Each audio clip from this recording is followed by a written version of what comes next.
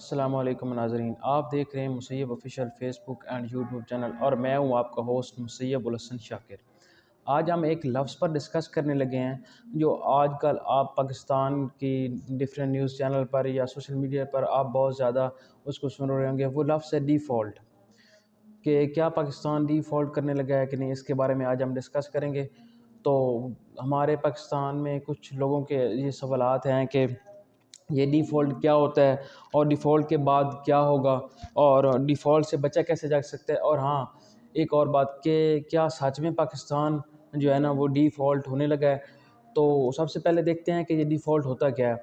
आप देखें कि किसी भी कंट्री को, किसी भी मुल्क को चलने के लिए पैसों की ज़रूरत होती है। उसमें से ये है कि या तो उस कंट्री के पास इतना सामान हो, इतना वो मतलब इंपोर्ट करे चीज़ें कि वो बाहर बेचे और उधर से उसको पैसे आएँ, डॉलर आएँ और उसके मतलब ख़जाने में आएँ। दूसरी बात, या तो उस मुल्क के इतने लोग मतलब बाहर रहते हों, वो काम करते हों और उधर से उसको वो पैसे या डॉलर भेजें।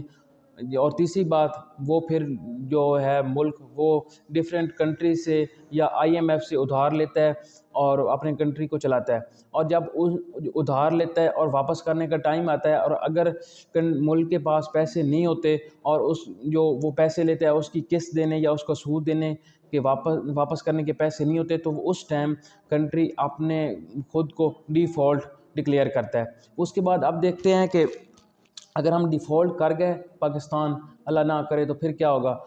तो अगर हम डिफ़ॉल्ट करते हैं तो आप जो है समोसे पकौड़े ये नहीं खा सकेंगे। हाँ जी।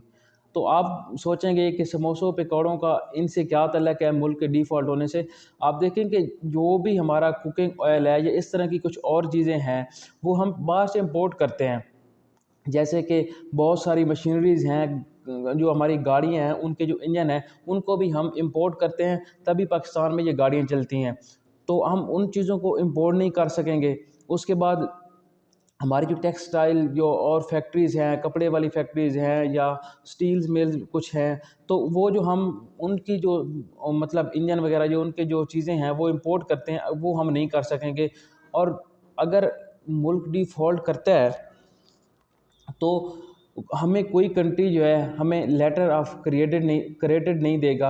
मतलब कोई कंट्री हमें हमारी ज़मानत नहीं लेगा कि वाकई ये मुल्क पैसे वापस करने के अहल है कि नहीं। अब हम देखते हैं कि ये जो लेटर ऑफ होता है क्रिएटेड, ये क्या होता है। ये ऐसे काम करता है जैसे अगर हमने किसी मुल्क से कोई कर्ज़ा लेना है तो हम उस जो बैंक होगा उसको लिख कर देंगे और वो बैंक जो है उसको इम्प्रूव करेगा और उस कंपनी को देगा जिससे हमने कोई चीज़ लेनी होगी या हमने उससे कर्ज़ा लेना होगा कि ये शख्स, ये कंपनी या ये मुल्क पैसे वापस करने का मुस्तहिक है या ये पैसे वापस कर सकता है। और अगर हम डिफ़ॉल्ट होते हैं खुदा न खास्ता, तो फिर ये जो लेटर ऑफ क्रेडिट है ये हमें नहीं मिल सकता। क्योंकि अगर हम डिफ़ॉल्ट हो गए तो कोई कंट्री या कोई भी मतलब मुल्क जो बाहर के बैंक हैं वो कभी भी हमें ये चीज़ हमारी ज़मानत नहीं देंगे कि हम कोई हमें कंट्री पैसा दे। उसके बाद हम देखते हैं कि पाकिस्तान जो है ना यहाँ तक पहुँचा कैसे है। तो हम देखते हैं कि 75 सालों में इसमें कुछ वजूहात तो जो है ना एक्सटर्नल हैं, लेकिन इंटरनल भी कुछ वजूहात हैं जिनमें हम देखते हैं कि जो इन 75 सालों में पाकिस्तान की जो मईशत है, मतलब पाकिस्तान की जो इकॉनमी है, वो कभी भी मुस्तहक नहीं हो सकी। इसमें बहुत सारी वजूहात हैं। जैसे मैंने बात की है कि कुछ एक्सटर्नल और कुछ इंटरनल वजूहात हैं। हम देखते हैं कि इंटरनल वजूहात कौन सी हैं। ये जो जैसा कि आप देखें कि अगर पाकिस्तान $100 कमा रहा है और पाकिस्तान का जो खर्चा है चलाने के लिए वो $120 है, और सॉरी $220 है। तो जो $120 है उसका खसारा पाकिस्तान कैसे पूरा करेगा।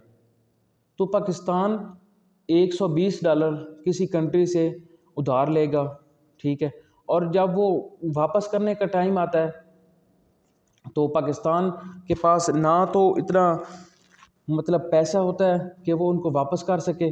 तो वो जो है ना, हाँ, फिर किस्त मांगते हैं पाकिस्तान से, तो पाकिस्तान वो वापस नहीं कर सकता। और कुछ कंट्रीज़ होते हैं जो फिर आईएमएफ के पास जाते हैं और उनसे कर्ज़ा लेते हैं। लेकिन बात दरअसल ये है कि पाकिस्तान की जो तारीख़ है वो इतनी ख़तरनाक रही है कि पाकिस्तान तकरीबन कुछ इन 75 सालों में IMF के पास 22 मरतबा जा चुका है, और पाकिस्तान ने 22 मरतबा IMF से कर्ज़ा लिया है, और अब वो IMF हमें कर्ज़ा नहीं दे रहा, और कोई कंट्री हमें कर्ज़ा देने के मतलब हमें कर्ज़ा नहीं दे रहा इस टाइम। तो उसके बाद हम देखते हैं, अगर हम डिफ़ॉल्ट कर जाते हैं तो उसके बाद क्या होगा। हम डिफ़ॉल्ट जब करेंगे तो कोई, जैसे मैंने पहले बात की है कि हमें कोई कंट्री पैसे नहीं देगा, और हमारा जो ऑयल है वो आना बंद हो जाएगा, और हमारी बहुत सारी जो चीज़ें हैं वो आना बंद हो जाएगी। तो कुछ लोगों का अब ये ख्याल होता है कि हम जो है ना नोट छापते हैं, और जिन कंट्रीज़ के हमने पैसे वापस करने उनके पैसे वापस कर देते हैं।